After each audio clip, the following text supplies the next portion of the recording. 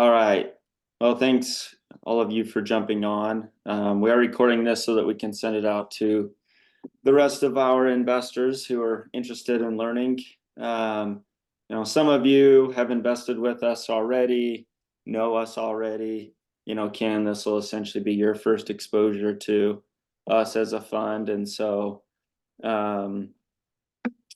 love any questions any of you may have. Oh, thanks for everybody for jumping on.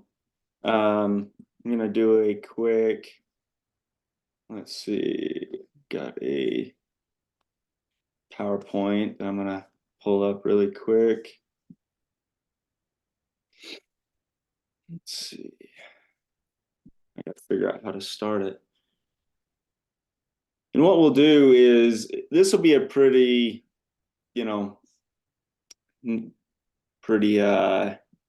the presentation will be, what's the word I'm trying to find? You can ask questions, right? It's not gonna, I'll talk, but if you have questions, we can go through the questions, and we want this to be very, nonchalant. Where is my screen? Can you guys see this PowerPoint? Yes. Cool. Yep. Perfect. Well, we'll just get started here. So, again, thanks for coming. So we are Upgrade Partners Capital, or UPC for short. We're striving to raise $25 million for this fund, where our investors will receive between a 15-18% return. To give you a quick backstory, right now, myself, Brandon, and I are the founders of the fund. We have one other individual who, his name is Michael Mahoney. He helped us start the fund and has since decided to be an advisor to the fund and go all in on another company. But he's very important to the fund as well. Give you a quick update on myself. I've been doing multifamily for the last, since 2016, 2017. My focus has been in multifamily, property management, construction, just the overall operations. So I'm very knowledgeable when it comes to multifamily and analyzing deals. And then my partner, Brandon, is a VP of sales for a company called InMode and has a podcast around sales. He's very influential in the real estate investing side as well, with the people that he works with, and has, between both of us, we will invest in every deal that we do. And Brandon would be on this call right now, but as we know, with the cold weather, he's stuck on a flight and is not unable to make it. So before we really get started, Kim, Brad, Tom, is there any questions that you have? Like I said, I want this to be pretty open-ended. Are there any questions that I can answer for you as we get started? I'll just throw out maybe one, Joe, which is your guys' perspective on what makes UPC unique compared to other multifamily syndications, funds, things like that, whether it be the types of deals you guys do, the access to those deals, the way you structure them. I get asked that question by other folks who are kind of maybe looking to invest, and would love to be able to kind of explain to them what you guys do that's different or maybe better than other folks. So I'm sure you'll go into that, but that's where my head's at. Cool. Yeah, I appreciate that. We'll definitely talk about that, Brad. And pretty much be going through that as we go through this deck, right? A quick answer is that from what we see on this slide, we are a customizable fund. And to tell you, customizable fund is where you can pick and choose what deals you invest in, right? So let's start with syndications, okay? Kim, are you familiar with what a syndication is? Not exactly. Okay. So a syndication is, so I did a deal back in say 21. It's an apartment deal in Brigham City where we had to create our own legal docs for that one deal, and we brought on investors to invest in that one specific deal, right? So all the investors have the risk and reward, risk and return is based on that one deal specifically, right? And when you invest, so like say with syndications, if you were to invest in 5 different syndications, right, you would essentially have different operators that you would work with, different teams, most likely, right, with their different set of documents, and they would each give a K1. So when you invest in syndications, it's usually a lot of different people, different teams. Okay. And with the customizable, well, sorry, I'll go into a traditional fund, which is like a blind pool fund. When you invest in a blind pool fund, say you were going to put in $100,000, or you said, hey, I'm going to commit $100,000. With a blind pool fund, you are saying, hey, I'm going to invest in a concept. So if their concept or their thesis of what they buy is apartment buildings that are, you know, 2000 and newer, 100 plus units, right? They're telling you what they're going to go invest in, but you don't get the ability to pick and choose what deal. So there's less control. The way that we have structured this to give our investors ultimate flexibility and to make it so where they don't have to invest in a whole bunch of different people, we've built out the customizable fund, which is where we're still a fund. You can still commit, say like $100,000 if you want to, but then you get to pick and choose what deal you invest in, right? So you may invest in, say, 5 different deals, but it's all going to be within our customizable fund where you will receive just one K1 and one set of documents, right? So it makes it significantly easier when you're talking with your legal team, which is what we advise for each deal that you do with us, is when you go talk to your lawyer, you'll have these one set of documents, and then we'll just have like a deal disclosure for each deal that we do, but you get ultimate flexibility on what deal you get to do based on. And most of the time what we'll do is the deals that we bring to the table are going to be deals that fit your investment criteria, right? The other thing too, that we can see here is that you get like the flow through tax benefits. So through our fund, right, you get one K1, one set of documents, and when you invest, you will also get all the benefits of real estate. So the cash flow, appreciation, and get depreciation benefits as well. So the reason why we think a customizable fund is better than, doing a syndication or a traditional fund is that it's once you've done a deal with us, you're part of our system, you can do any number of deals, right? And you're building that trust with us. Plus, you still get ultimate flexibility and choice of what deals that you do. Does that all make sense to everybody on here? Joe, sorry if I missed it, but can you go into a little bit why you guys are the lowest cost option? Yeah. Oh, sorry, I had to open my window really quick. That we're the lowest cost option. So Yeah. when Yeah. yeah, so when say like for syndications, a lot of it's going to be a part of doing like the legal work.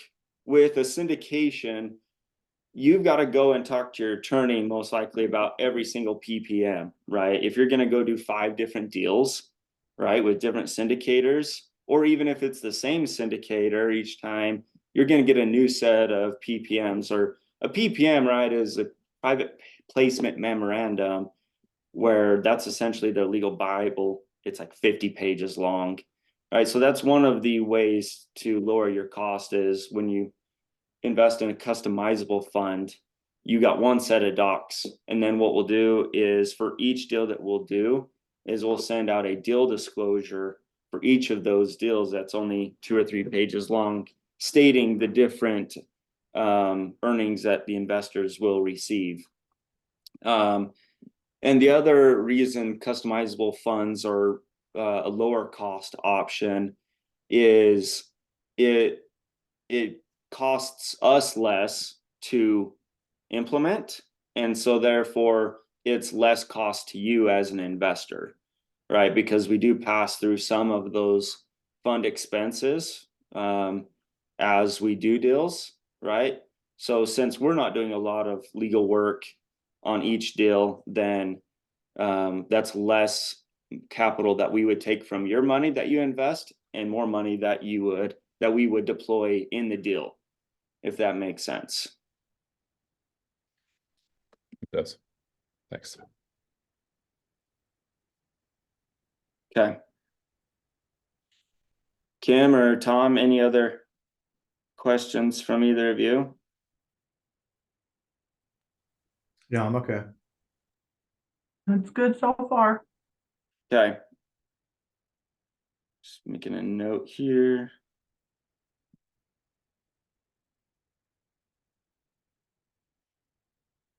All right. So I wanted to share a little bit of, going back to your question, Brad, like why, like what's our competitive edge?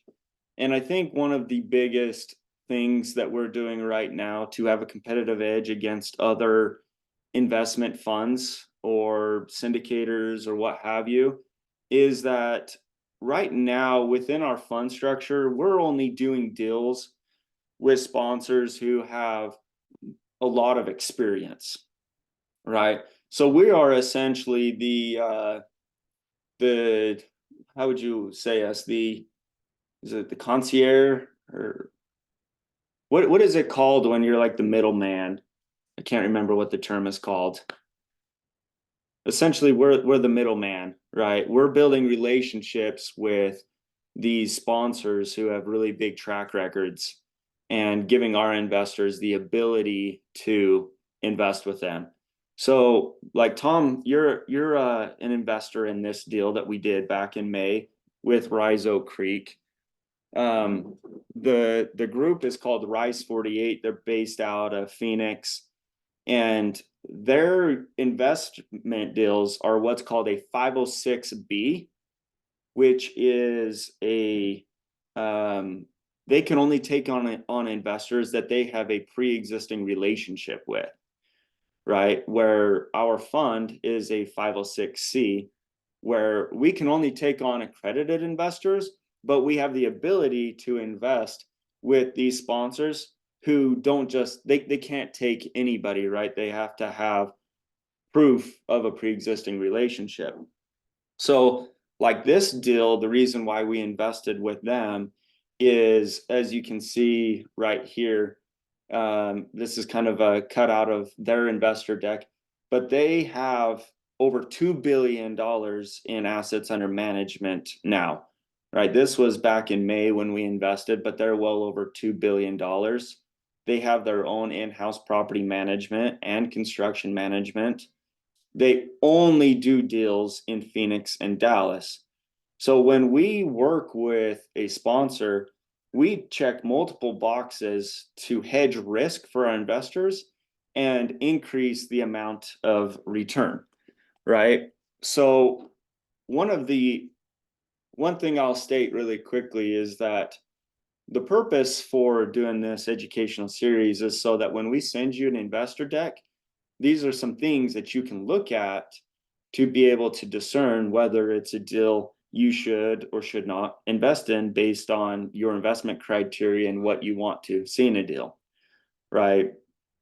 And Tom, as Tom could say, right, this deal, we've received a distribution pretty much since we've invested in it, right? Would you say, Tom, that like that's been a very nice feature in investing in this deal. Oh, yeah, I agree.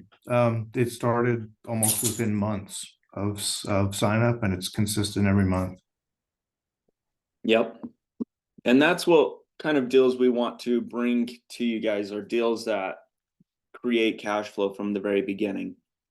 So this next deal I'm going to show you, but we're going to dissect the offering memorandum and show you the 4 or 5 different things that we look at on each deal. Okay. So this is a deal that we invested in this last quarter, right at the end of 2023. So the very first thing that we look at, and this is where I would start taking notes if you haven't yet. When we send you an investor deck, the very first thing that we look for and we look at is, who is the sponsor that we are going to be investing with, right? Right now, my team and I do not have the ability to go and operate these deals. And that is why we partner with these groups like Rise 48, like this group, Venture Real Estate, because they have been in business for so long. So a couple key statistics that we look for when we look at a sponsorship team is, how long have they been in business, right? How many full cycle deals have they done? When I say full cycle, that is, how many deals have they acquired and have they sold, right? What's the average return that they've made over those deals? What are their investors saying about their experience, right? Because we call their existing investors and we vet them, right? Have they ever, right now, it's far too easy from what we've seen for investors to like do a capital call if they haven't structured their debt correctly, and pause distributions. So we want to stay away from sponsors who are doing capital calls or who have paused distributions. So one of the reasons why we liked this deal so much, right, is you can see that all 3 or 4 of these sponsors. So we got Steve, Robert, and no, we got Steve, Robbie, and Matt. These guys are all CPMs, which are certified property managers, right? So they know how to operate. Excuse me. They know how to operate. They've been in business since 2008 and have gone full cycle on 28 deals, right? That's a big deal, finding somebody who has gone full cycle on that many deals and has exceeded their investor expectations on every deal, right? So you can see over here, so average investor IRR since inception, 38%. Right now, a lot of that's going to be because they sold a lot of deals during the high end market the last few years, but they've been in business since the last recession, and their overall average has been that 38%. Now, one of the things, right, that we'll do is verify these numbers. Like, hey, let us see some of the deals that you've done. Let us talk to some of your investors, right? When we're talking about deals going full cycle, see, do I have it on here? I don't have it on here, but Rise 48, these guys had gone full cycle on 11 deals, right? And they're very focused. That's the other thing we really look at when looking at a sponsor, is how focused are they on a specific market? Rise 48, they're focused on Phoenix and Dallas, and that's it, right? These guys are only focused, they've done, over 6,000 units in Ohio, right? And they don't go out of Ohio right now, which is amazing, right? So looking at this, what questions would you guys have when vetting a sponsor? Any questions? Or is this all pretty clear? Pretty clear. Perfect. Okay. So I would say the reason why I look at the sponsor very first, and then I'll go on to the next slide, is let's say you're buying a deal in Chicago in like the worst place, or I've talked to some guys who bought some properties in Vegas right behind the Stratosphere. That's like the worst place to buy apartments in Vegas, is right behind the Stratosphere. What I will tell you though is if it's the worst deal, but you have the right team, the deal will make money. If you have the best deal in the best location, the best demographics, the deal is perfect, but you have the wrong team, it won't matter how good the deal is, because the deal will crash and burn. Right. So that's why we look at the sponsor number one, because it all comes down to, like the saying says, you bet on the jockey, not the horse. Right. So that's why the sponsor is most important to us. Right. Now, the next thing that we'll look at is the story of the property. Okay. How are they buying this property? Right. And part of the story that is the most prominent right now is the debt. Right.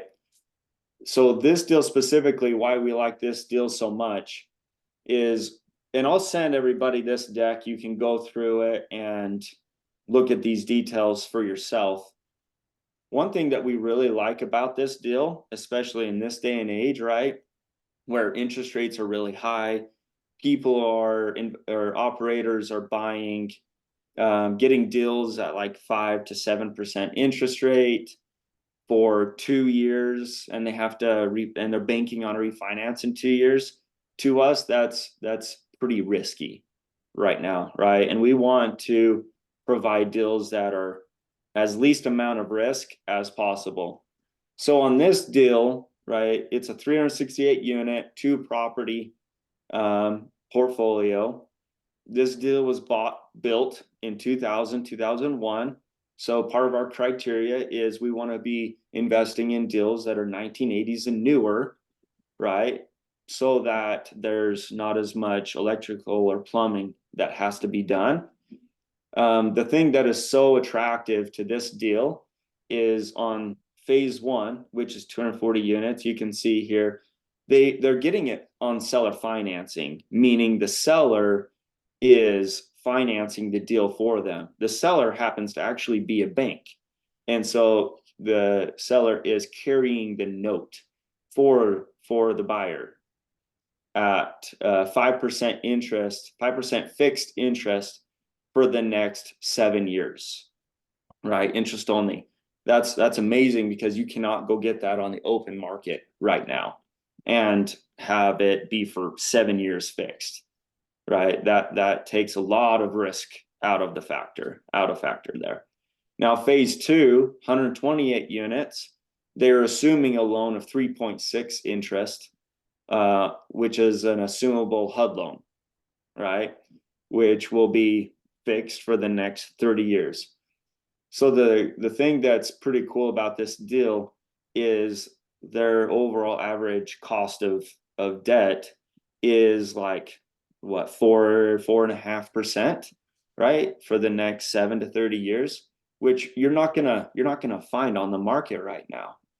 And so that really hedges the risk of having to refinance or when the time comes to sell. So that's like one of the big factors that we look at when we look at the story of the property and how they're acquiring this.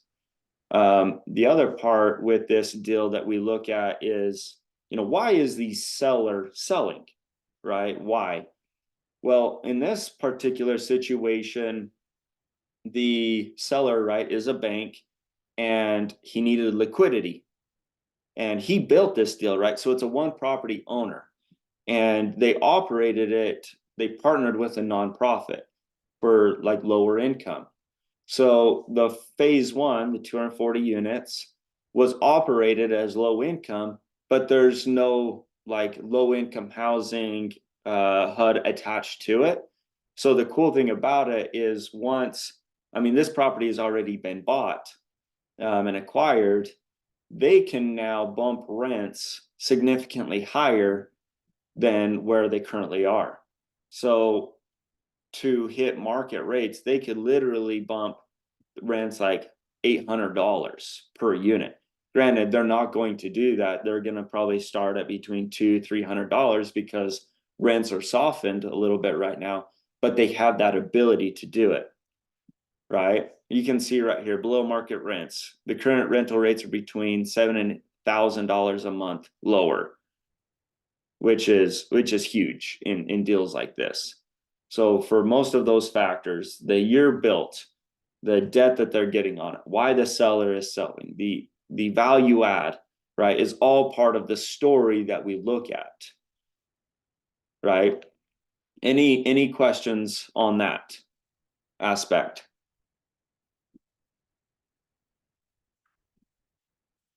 Let me ask you guys, and I'm curious to know what your thoughts would be. What would you feel would be like a red flag if you were to just come to the executive summary or the investment highlights? What would be a red flag? And I will share some ideas as well. When looking at an offering memorandum, what would be a red flag in your eyes when looking at a deal?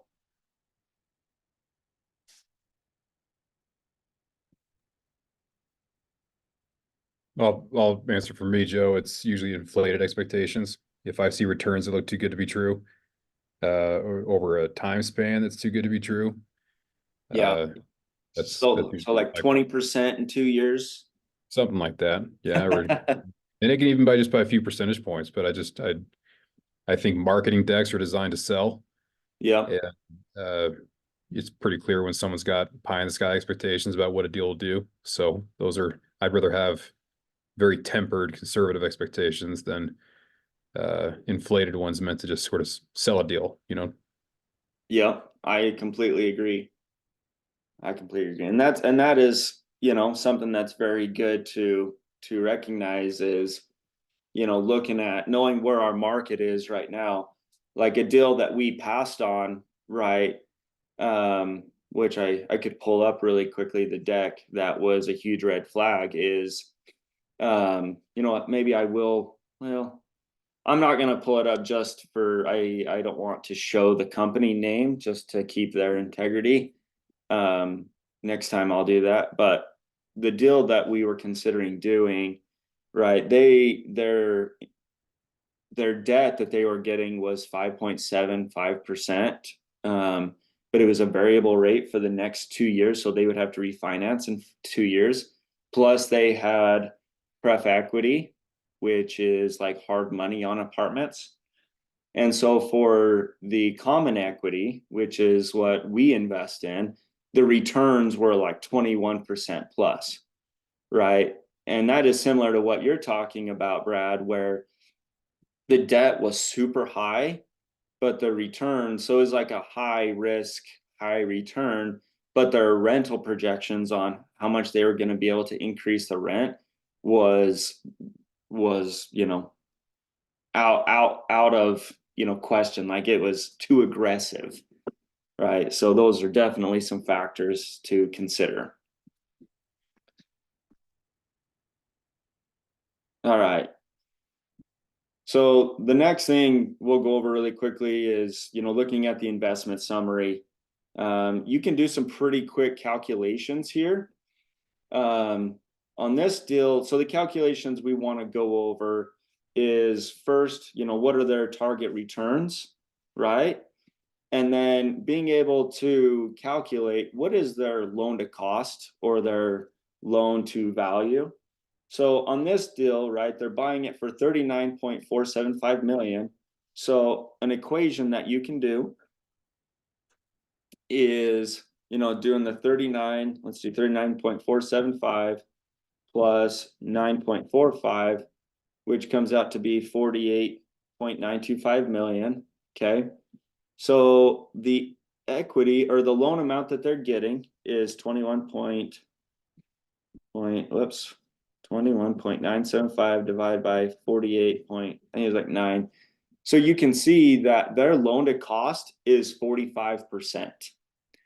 Now, the reason why that is pretty amazing right now is they have to raise a lot of equity, but their leverage is so low that there's very low risk here, right? Because we still don't know, and we won't know like what's going to happen with the election, right? What's going to happen with the wars that are going on, right? They don't have to do a refinance in 3 years, right? The ability to have lower leverage right now gives you the opportunity to have, like, if the market changes, to do a lot more with the deal. So having a lower loan to cost is very important, especially right now.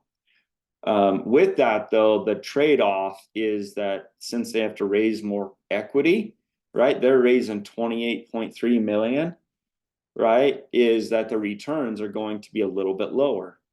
So what you can expect, which will take us into the next slide, is, you know, what are the returns that you can expect?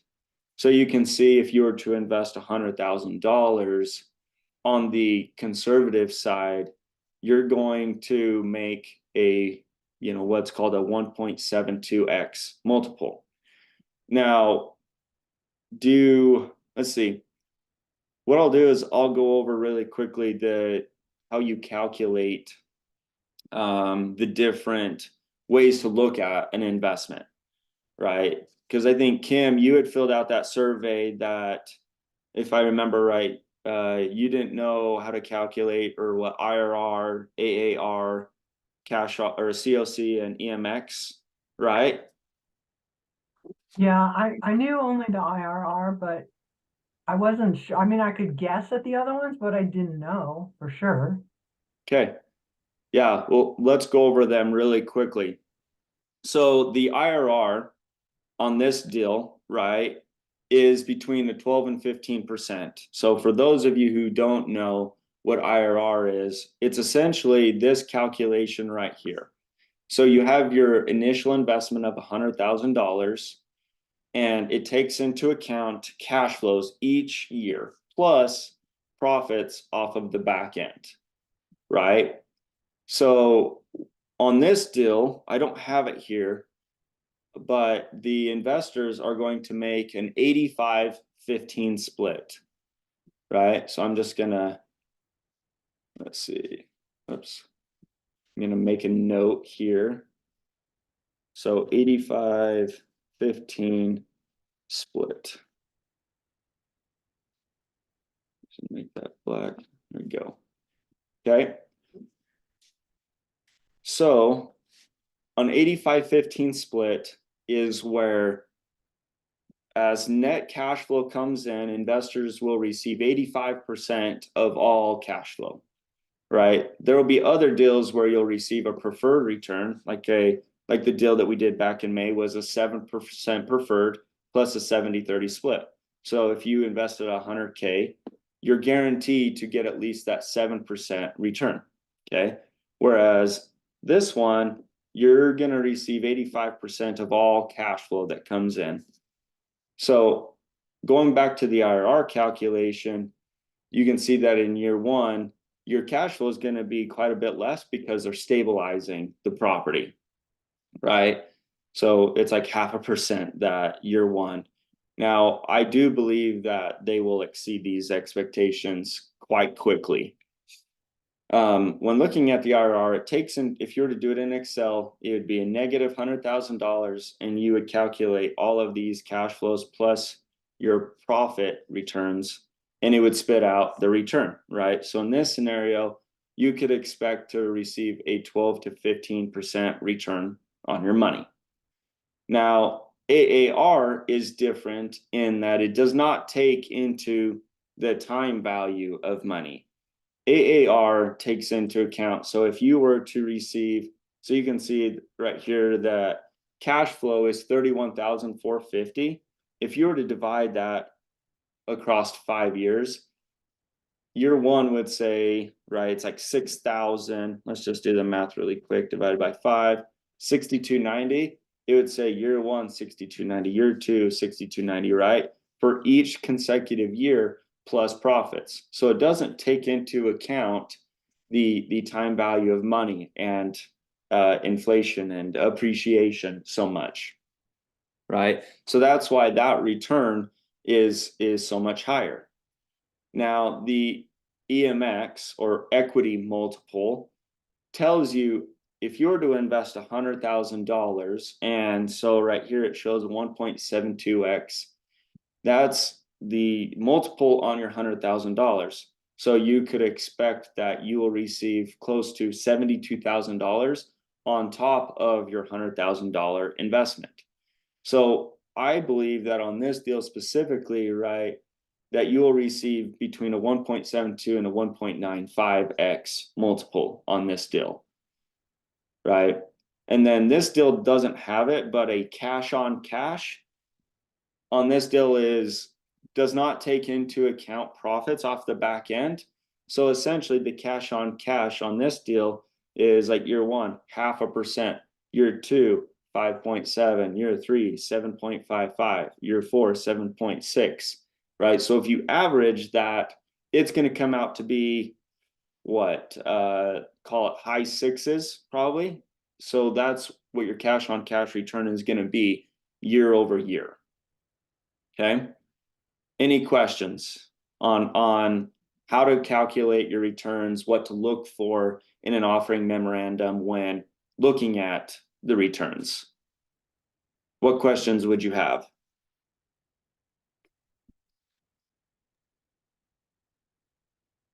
Joe, with these decks, do they ever include estimates for depreciation? They do, yes. So for this deal specifically, it'll most likely be in like the executive summary or the investment highlights. So you can see right here, can you see the red circle? Yep. Yep. So it shows that year one, so 2023, those who invested in this deal will receive a 30 to 40 cents on the dollar write-off. Okay. And then in 2024, so they bought phase one in 23, and they will buy phase two here in like April time. So they told me that you could expect this 30 to 40% if you're to invest in this deal this year, which they still do have allocations open for this deal, that it would be, closer to 50%, 50 cents on the dollar. Now, I'm curious, Tom and Kim and Brad, Darren, do you guys understand how it works with depreciation and what it goes towards as far as how it's applied? Does that all make sense? Or should I do a quick overview? Yeah, if you could just do a quick overview on it, just so I avoid a false assumption. Yep. So essentially, when you get tax deductions, which is these write-offs, it only, unless you are a full-time real estate professional, right? Which is, I can't remember how many hours you have to be a real estate professional. Like Darren is actually a partner of mine on another property here in Utah. So like he and I are both real estate professionals because we spend a majority of our time doing real estate activities, right? So when you're not a real estate professional, the depreciation only writes off your passive income, right? It does not write off your active income or W-2 income, right? So if you're invested like in this deal, it will write off your returns on this deal, right? So you can ultimately decrease your taxable gain, right? Now, if you don't use all of that, as you continue to receive more passive income through other investment opportunities, you have the ability. So like if you didn't use that full amount in year one, it can roll over into year two.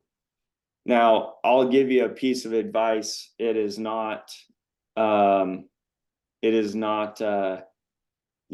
accounting advice. I would highly recommend talking to your CPA about this. But a strategy that some of my investors use is that their wife or their spouse will have their real estate license, and they'll be considered a real estate professional. And so they will invest as a real estate professional and get all of the benefits of being a real estate professional while they're still building their business, or, building on their careers. Let's see, we got, oh, thanks, Darren, 100 hours per year to become a real estate professional. So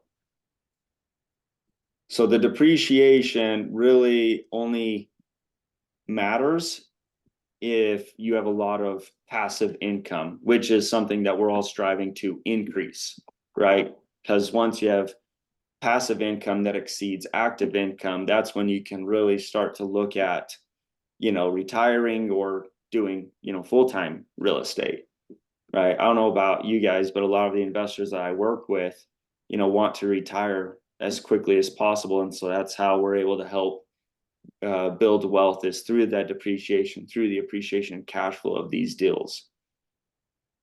Does that answer your question, Brad, with how the depreciation works?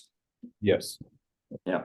And one thing I would advise too, and we do have deals like this, right? If you have a large capital gain from, selling a company, or, other investments, then that's where you can get into, like, there's other deals where you can get, 80 to 100% write off on depreciation to offset gains. But if you don't have a lot of passive income, you don't need a ton of tax advantages yet, because when a deal sells, you still have to recuperate that depreciation. It just depends on your specific tax situation. All right. And going to these returns, does that make sense? If you were to look at a deal, the first things that I would look at, right, are what's the IRR, what's the AAR, what's the equity multiple. I would say that for me, the two biggest factors when I look at a deal on whether I'm going to invest in myself or bring it to you as my investors are what's the IRR and what's the equity multiple, right? Because what we want to hit is trying to hit at least a double on our money every 5 years.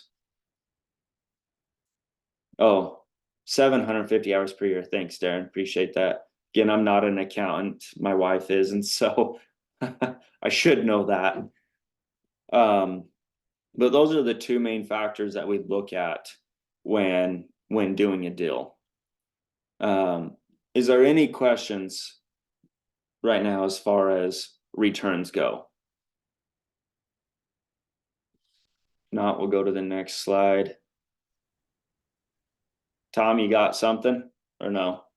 No, I was just going to ask out of curiosity, for most of the deals that you've been involved with historically, have they held to the desired timelines? In other words, this was run anticipating a 5-year deal. Do they typically run full course? Do they end early? Do they extend?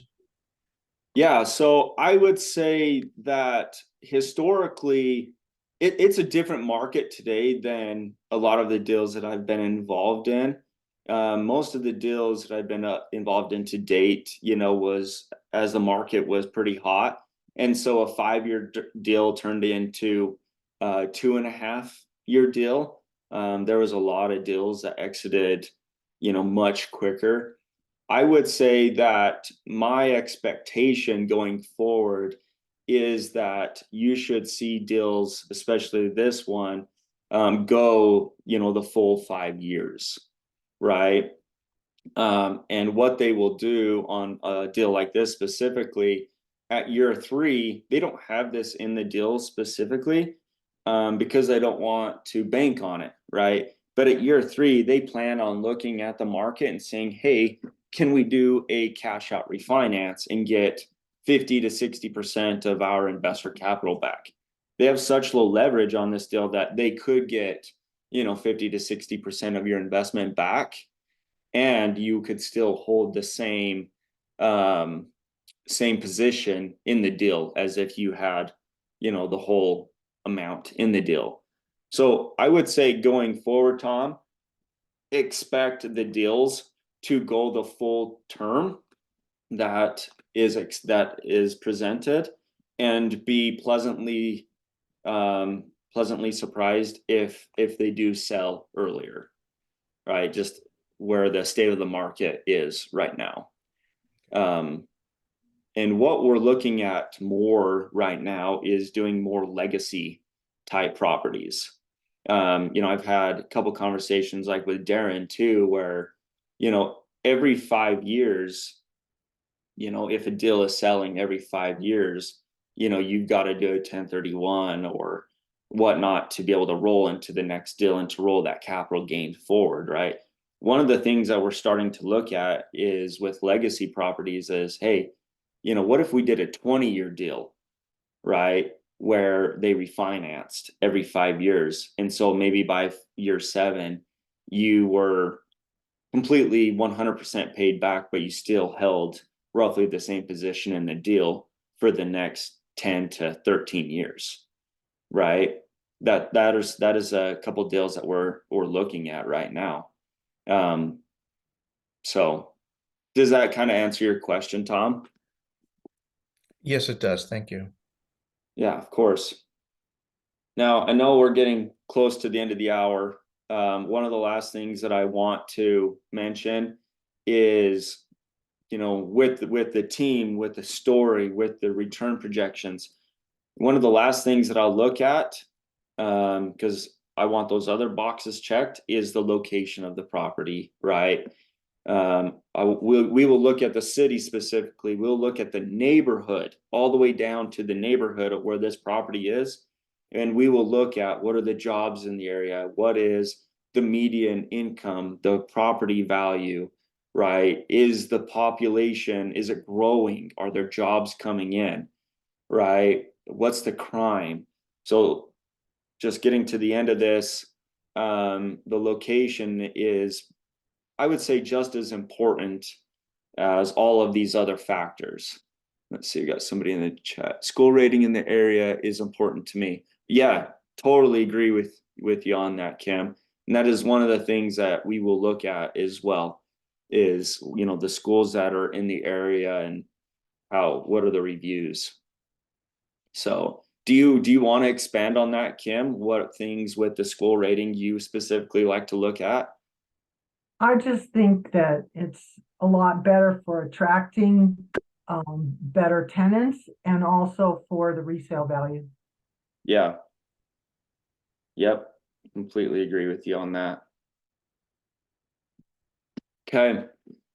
Well, that is the end of what I had for you guys. If you are interested in investing now, or want to just set up an investor profile and look at the deals that we're doing, just go to investor.investorinc.com/fund UPC fund. You can set up your profile there and look at the deals that we're doing. So to give you a quick, I'm going to just give you a quick glimpse of what that looks like. Let's see, so stop share, and then we'll do a few minutes so you'll come here, sign in, and Tom, where you've already invested with us, this will, oh, come on now. I had this already, apologize.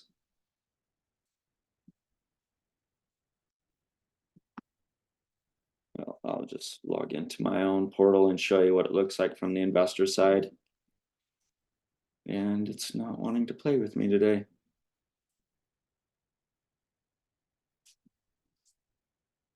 So what you'll do is come here to, so like you can come and look at like the deal.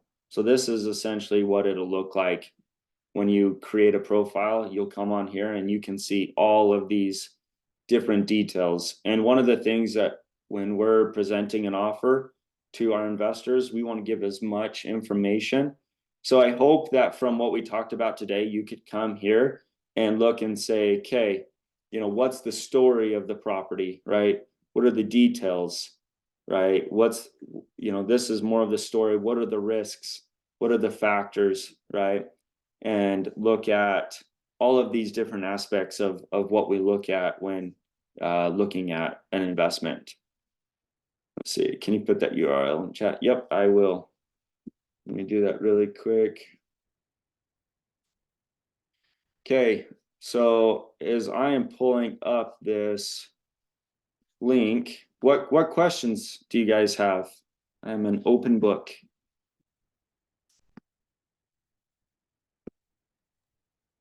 Any questions?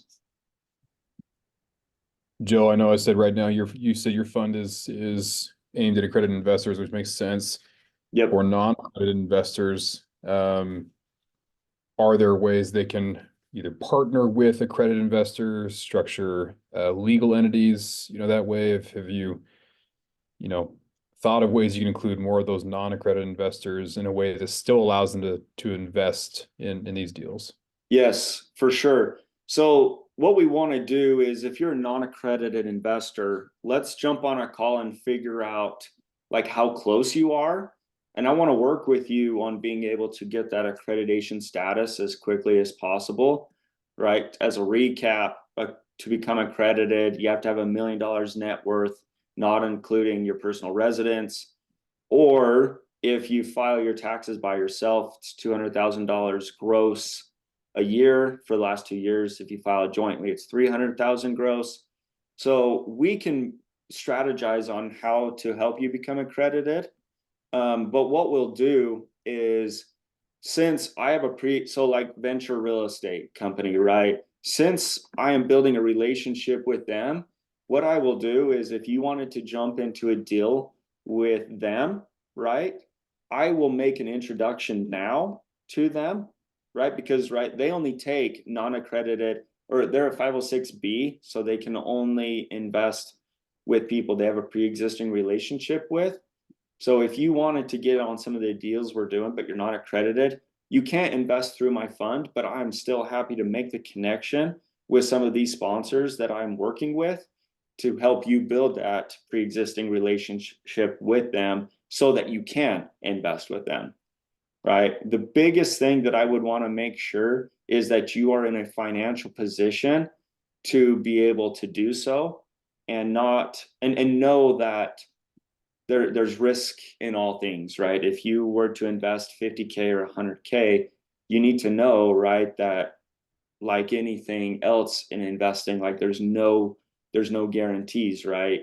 And real estate is probably, in equity anyway, is probably one of the more illiquid investments, right? You need to plan on it being in there. So we just want to make sure that you're in a financial position to be able to invest without expecting that money back in a year, right? Or if something happened with your job or something, right, you wouldn't be able to get that money out. You probably could, but it would come at a very steep discount. So I think the short of the long is, let's have a conversation, see how close you are. And I'm happy to make introductions with some of these sponsors who will take you after they have built a relationship with you. Great. Makes sense. Yes, sir. Now, is there any other questions? What I would like to hear from you in just the last minute is, we're going to do one of these every single month, right? Probably about the same time of the month going forward.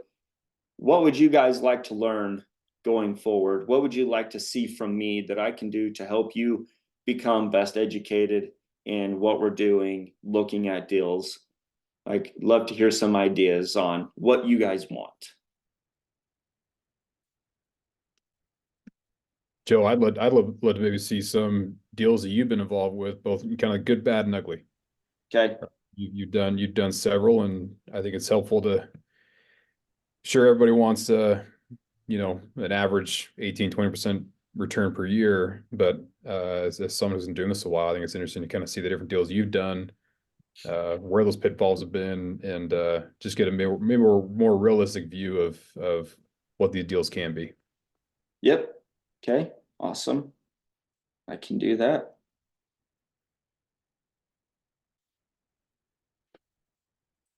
Tom, Kim, Darren, either of you care to? I think my only request would be for historical deals as well, is if you took the time to really break down the spreadsheet on how the units are performing. You know, you're very good in supplying information. I think it just be helpful, like for Rise Oak, to maybe meet up in a quarter from now and really break down the numbers, the performance to date, the performance to come. Yeah, so that And when then those, almost discussing the if you will, the exit strategy and where you see things going. yeah. So like with the property management reports and all that I send with Rise Oak Creek updates, like being able to better read and understand what it is you're looking at Yeah, when you're yeah, looking at those. or even just provide your comments, your opinion on it, because it's their opinion. It'd be really good to hear yours or Brandon's based on your expertise as to, I like this. I was, we are impressed by XYZ, area of concern here, etc. Got it. Yeah, so providing more dialogue on what is happening for the good, for the bad, all the things. Yeah, so I'm interested, like that one example you showed, it said that the rents could be increased after the units are refurbished or whatever. So I'm just, maybe it's in the report somewhere how much they expect to invest in each unit as they're refurbishing it before they can flip it to the new price, and how long that takes.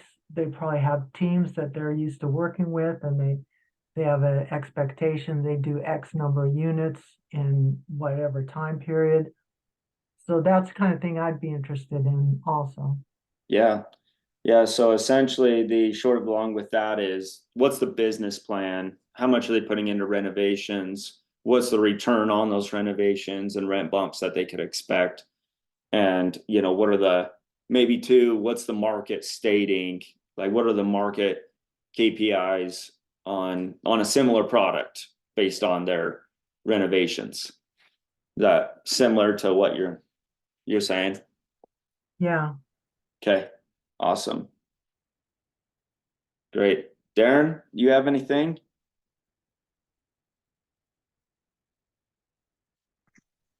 No, I've just been taking it all in.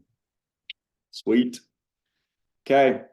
Well, I appreciate you guys sticking with me for the hour, and let's see, I'm just gonna tell you right now, looking into, so plan on the 13th of February, we'll do the next one.